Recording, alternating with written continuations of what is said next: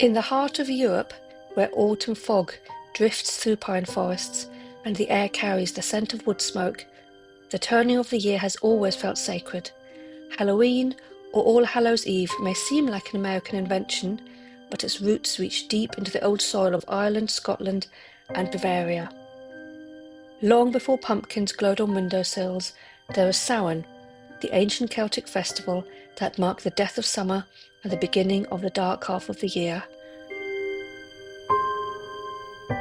And before costumes and candy, the people of Bavaria marked the season in quieter ways. Children went from house to house in a custom called Heischelaufen, souls running, singing for the departed and carrying home apples, bread or small cakes in return. It was part prayer, part harvest offering, a promise between the living and the dead. And when those autumn customs travelled across the sea, carried by Irish, Scottish and German families alike, they mingled with Celtic fire lore, old European harvest rites, and the playful mischief of Scottish guising. It was a season not only of remembrance, but of divination, a time to glimpse what lay ahead.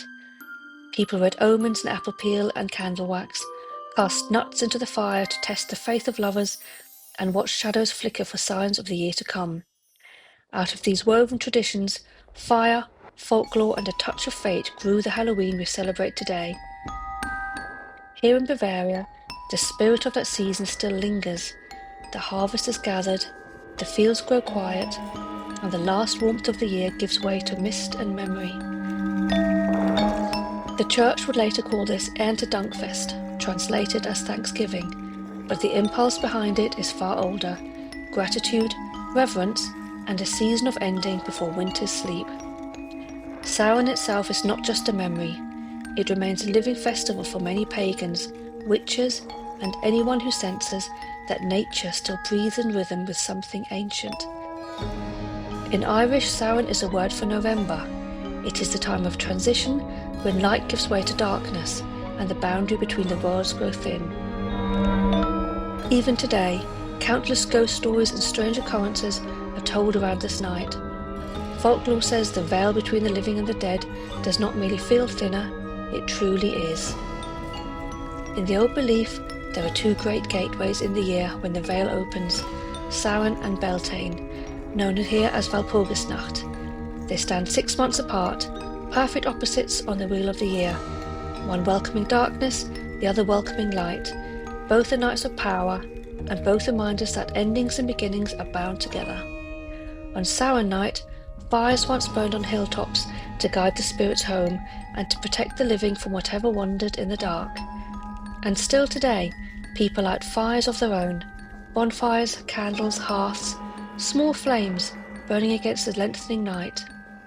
I light one myself this year in the fire pit, as countless generations before have done. There's something in that act, this simple, ancient and comforting, that connects us to all who came before. For some, the night of Samhain is marked by what's called the dumb supper. The name comes not from foolishness, but from silence. At midnight, or sometimes as dusk falls, a table is laid with candles and food.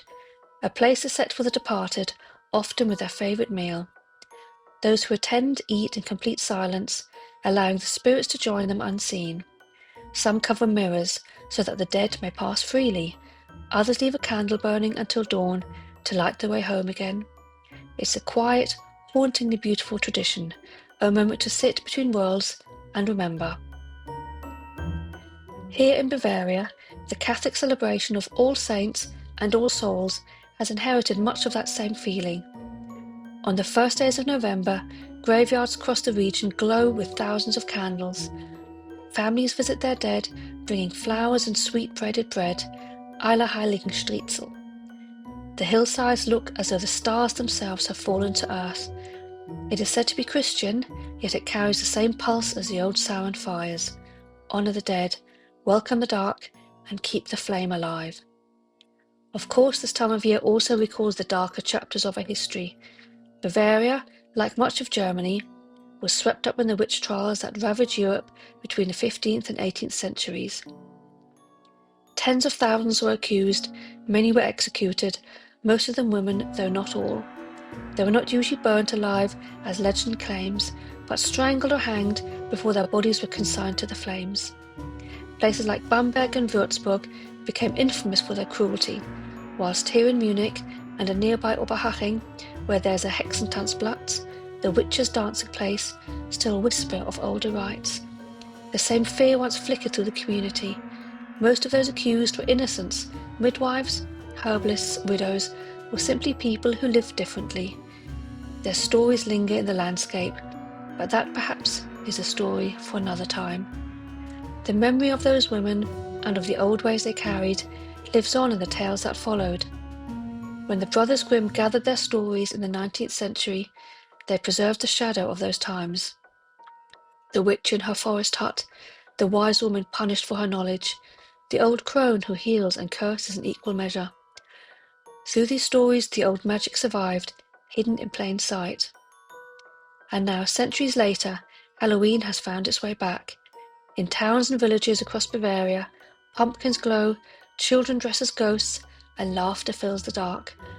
It feels modern, imported, and playful, but beneath the surface, it's still the same old instinct, to gather close, to share light and warmth, to laugh at the darkness and make peace with it.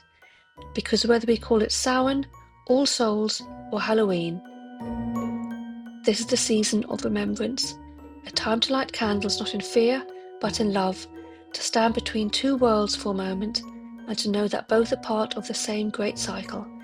As the wheel of the year turns again, fires burn in hearths and graveyards, in fields and in gardens. In every flame, the past and present meet, and if you listen closely, you might feel it too. The hush in the air, the soft crossing of two worlds touching. This is Samhain in Bavaria, a night of endings and beginnings, of silence and firelight, of memory and renewal. For now, may your candles burn bright, and your light, however small, burn on. Thank you for watching.